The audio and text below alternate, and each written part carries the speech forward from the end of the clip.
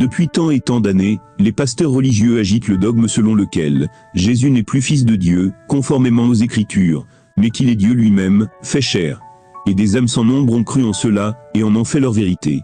Or pourquoi cela s'est-il produit, que les âmes aujourd'hui tournent l'oreille vers les fables religieuses pastorales, et la détournent de la vérité?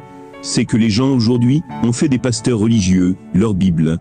Mais si au contraire, ils agissaient comme les croyants de la ville de Bérée, jamais cela se serait produit, que les âmes ont déserté la vérité, pour donner foi au mensonge. Acte 17, 11. Or ceux-ci, donc les habitants de la ville de Bérée, avaient l'âme plus noble que ceux de Thessalonique.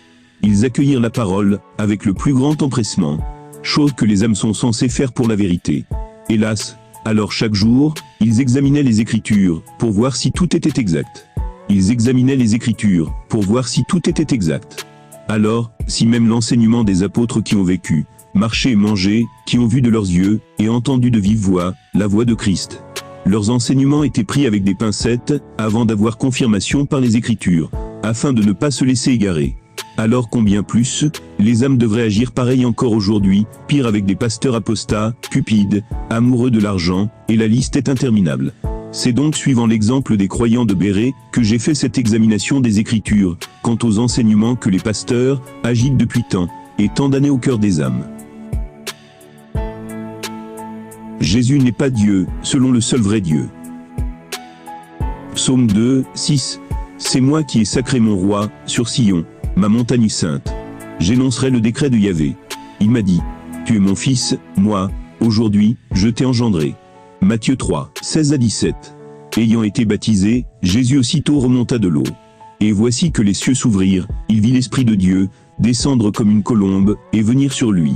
Et voici qu'une voix, venue des cieux disait, celui-ci est mon fils bien-aimé, qui a toute ma faveur. Matthieu 16, 13 à 17.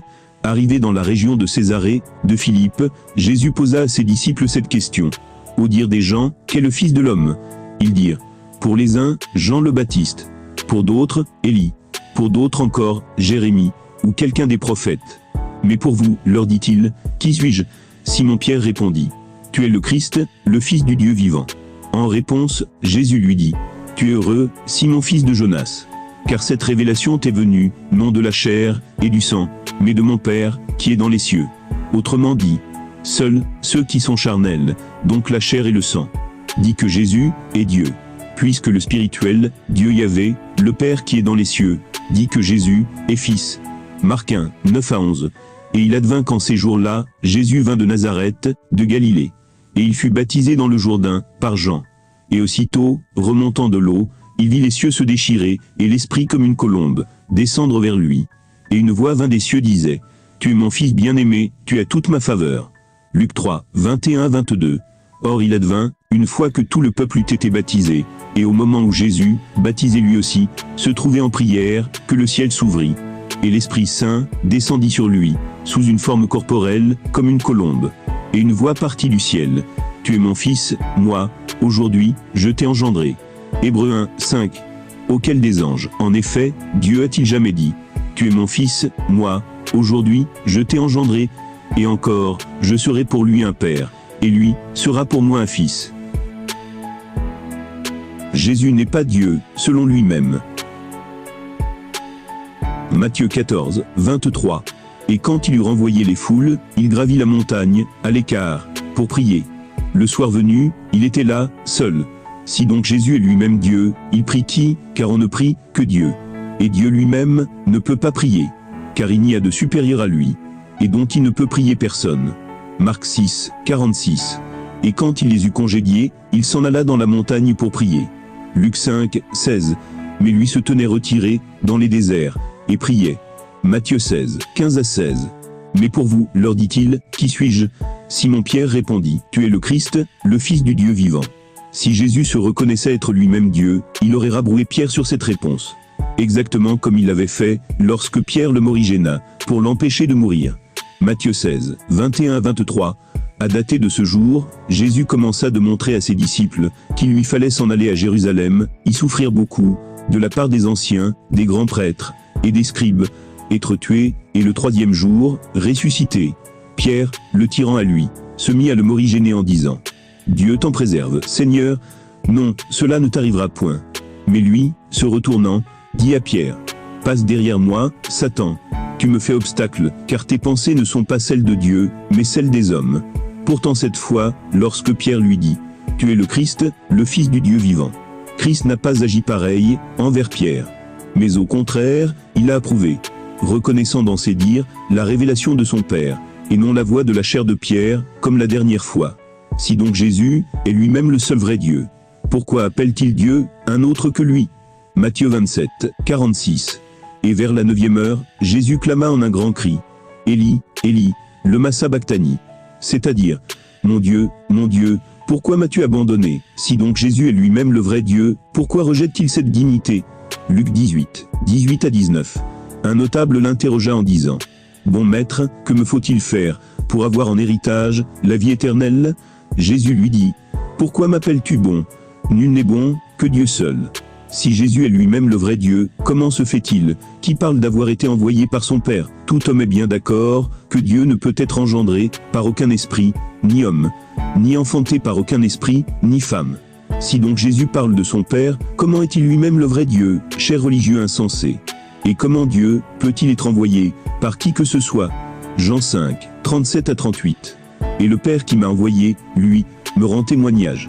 Vous n'avez jamais entendu sa voix, vous n'avez jamais vu sa face. Et sa parole, vous ne l'avez pas, à demeure en vous, puisque vous ne croyez pas celui qui l'a envoyé. Personne ni dans les cieux, ni sur la terre, ni sous la terre, et plus bas que la terre dans les enfers, n'est plus grand que le seul vrai Dieu. Jean 14, 28. Vous avez entendu que je vous ai dit, je m'en vais, et je reviendrai vers vous. Si vous m'aimiez, vous vous réjouiriez de ce que je vais vers le Père. Parce que le Père est plus grand que moi. Si donc pour vous religieux protestants et vos semblables, Jésus est Dieu, comment dit-il de sa propre bouche que Dieu est plus grand que lui? Quel Dieu, puisque pour vous, c'est lui Dieu? Jean 20, 17. Jésus lui dit, ne me touche pas, car je ne suis pas encore monté vers le Père.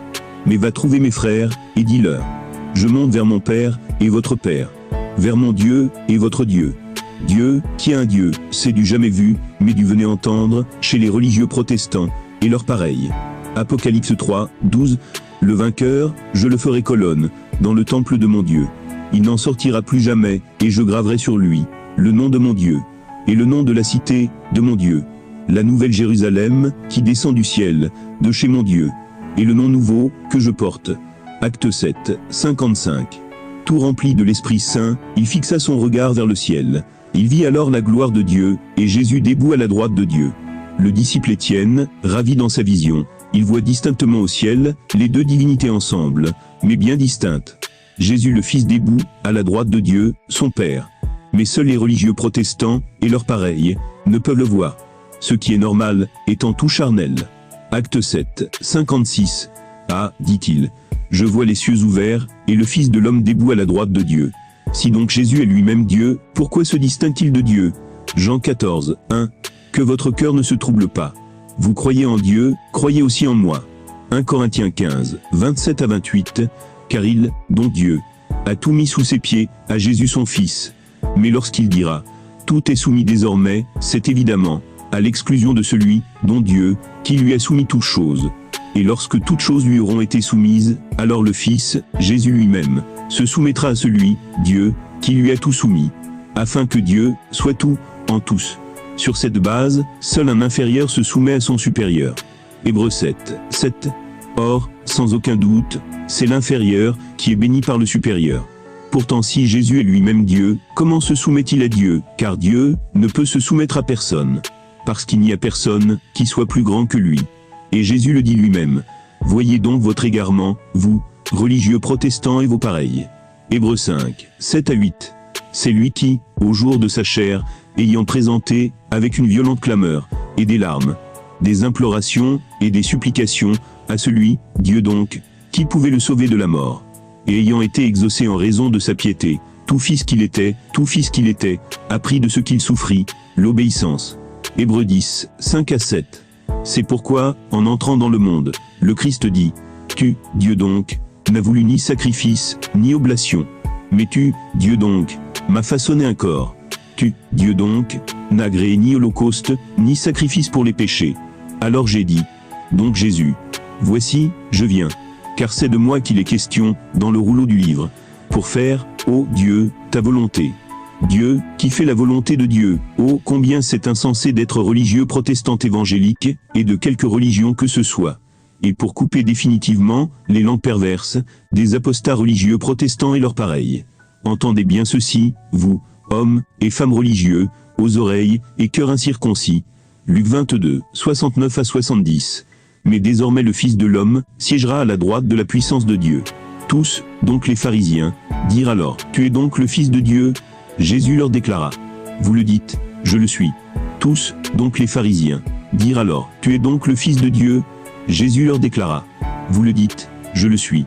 Entendez bien, vous les religieux, de toute religion d'hommes, même les musulmans, entendez bien ceci. Tous, donc les pharisiens, dirent alors, tu es donc le Fils de Dieu? Jésus leur déclara, vous le dites, je le suis. Ainsi donc, le seul vrai Dieu Yahvé, lui-même réclame et affirme sa paternité sur Jésus.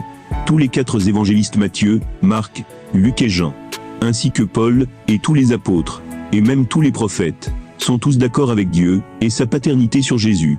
Comment donc comme vin, religieux à tous égards, nuée sans eau, que les vents emportent, arbre de fin de saison, sans fruits, 2 fois mort, déraciné, houle sauvage de la mer, écumant sa propre honte, astre errant, auquel les ténèbres épaisses sont gardées pour l'éternité. Comment pouvez-vous oser contredire la voix de Dieu lui-même, et son Esprit Saint, qui est son féminin, son Fils, tous ses serviteurs, et toute sa parole? Apocalypse 22, 18 à 20, je déclare, moi, à quiconque écoute les paroles prophétiques de ce livre, qui oserait y faire des surcharges, Dieu le chargera de tous les fléaux, décrits dans ce livre. Et qui oserait retrancher, aux paroles de ce livre prophétique, Dieu retranchera son lot de l'arbre de vie, et de la cité sainte, décrits dans ce livre. Le garant de ces révélations l'affirme. Oui, mon retour est proche. Amen, viens, Seigneur Jésus.